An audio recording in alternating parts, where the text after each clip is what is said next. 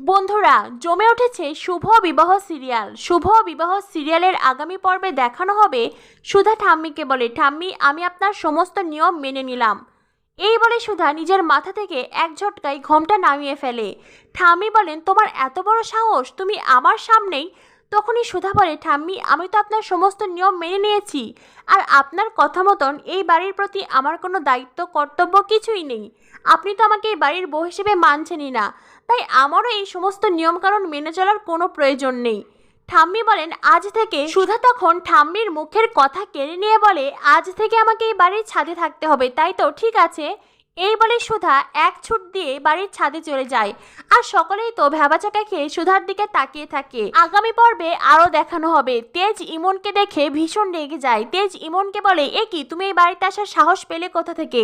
তখনই ঠাম্মি এসে বলেন, কাল গজাননের পুজো ইমনই করবে। এই কথা শুনে তেজ খুব অবাক হয়ে যায়। আর এদিকে দেখানো হয় সুধা ছাদে বসেই গজাননের মূর্তি বানাচ্ছে।